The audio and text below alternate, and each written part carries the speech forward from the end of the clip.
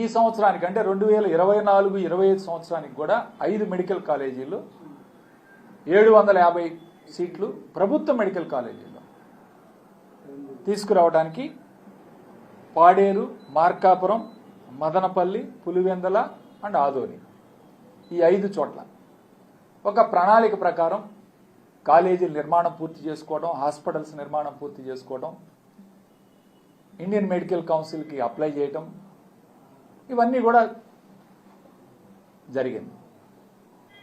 అయితే ఎలక్షన్ రావటం, ఈరోజు ప్రభుత్వం మారటం వల్ల ఈరోజు ఈ 5 మెడికల్ కాలేజీలకు కూడా ఈ ప్రభుత్వం ఏది కూటమి ప్రభుత్వంలో భాగస్వామి అయ్యుండి కూడా ఎక్కడా కూడా ఒక ప్రయత్నం కూడా చేయకపోవడం చాలా దారుణం.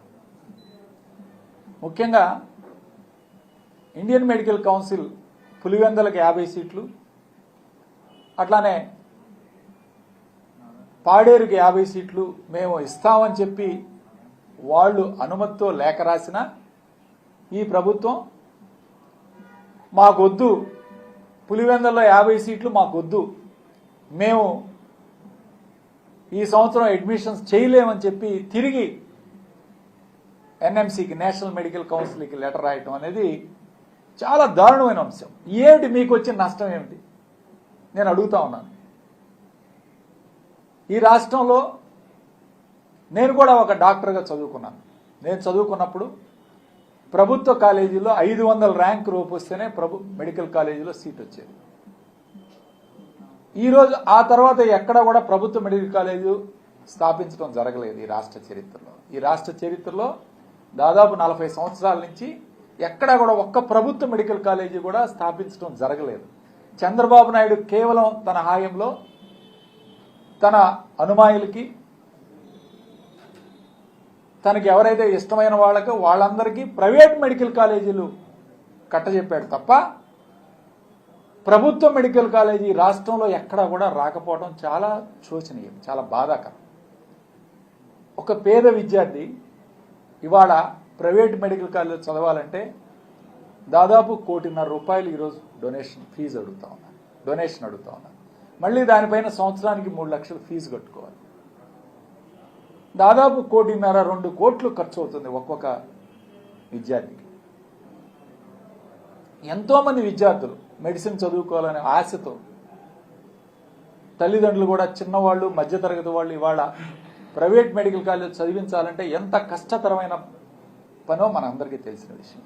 అలాంటిది జగన్మోహన్ రెడ్డి గారు 17 కొత్త గవర్నమెంట్ మెడికల్ కాలేజీలు స్థాపించి వాటన్నిటికి ఖర్చు పెట్టి సుమారు 8,500 కోట్ల రూపాయలు దానికి కేటాయించి కొన్ని బ్యాంకు లోన్ల ద్వారా తీసుకొచ్చి కాలేజీలన్నీ కూడా ప్రారంభించి ఒక పేద విద్యార్థి ఒక మెడికల్ ఎడ్యుకేషన్ అందుబాటులో తీసుకురావడం. ఈ 17 మెడికల్ కాలేజీ వలన కూడా దాదాపు 2,550 సీట్లు మనకు అందుబాటులోకి వస్తాయి.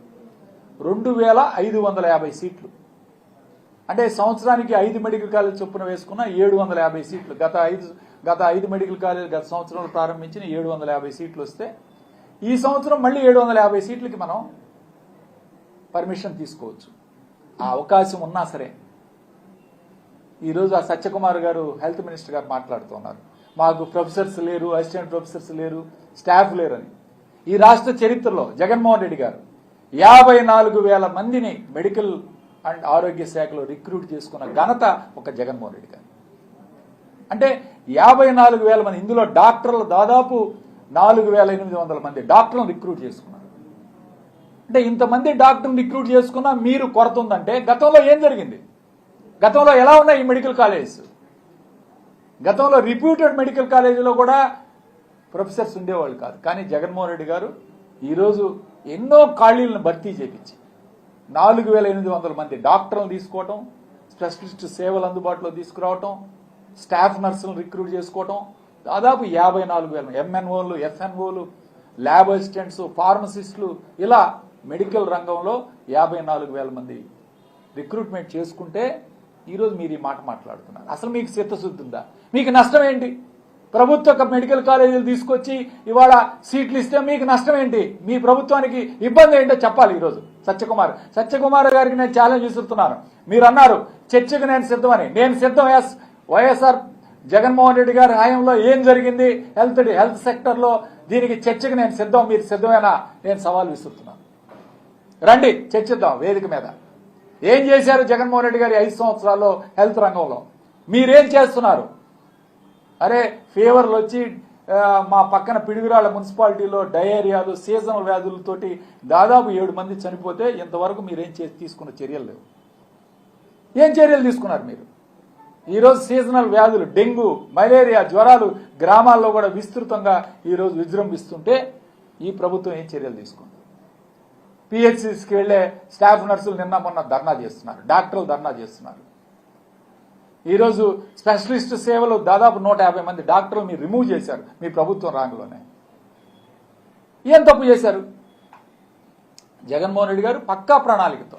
అలానే ఈరోజు ప్రైవేట్ మెడికల్ కాలేజ్ మీరేమన్నారు? కొత్తగా మెడికల్ కాలేజ్ను కూడా పీపీపీ మోడ్లో ప్రైవేట్ అండ్ పబ్లిక్ రంగంలో ఇద్దరం కూడా అనుసంధానం చేసి ప్రైవేట్ భాగస్వామ్యానికి అప్పచెప్తా ఉంటున్నారు. దీనివల్ల ఏం జరుగుతూ ఉంది ఈ రాష్ట్రంలో? ఈరోజు ప్రజలందరూ కూడా ఒకసారి ఆలోచించాలి. ఒక్కసారి ప్రైవేట్ రంగం వాళ్ళు ఈరోజు జగన్మోహన్ రెడ్డి గారు ప్రభుత్వ డబ్బుతో నిర్మాణం చేశారు ఈ కాలేజీలన్నీ. వీటిని మీరెవరండి ప్రైవేట్ భాగస్వాములకు అప్పచెప్పడానికి? ఇది భావ్యమేనా? ప్రభుత్వం డబ్బు తీసుకొచ్చి ఈరోజు కాలేజీలు, హాస్పిటల్ నిర్మాణం చేస్తే మీరు ఒక ప్రైవేట్ భాగస్వామికి అప్పచెప్తా ఉన్నారు. ప్రైవేట్ భాగస్వామి రంగంలోనే మేనేజ్మెంట్ కోటా అంటారు. 50% సీట్లు అమ్ముకోవడానికి వాళ్ళు సిద్ధపడతారు. అంటే 50% సీట్లు మనం కోల్పోతున్నాం పేద విద్యార్థులు.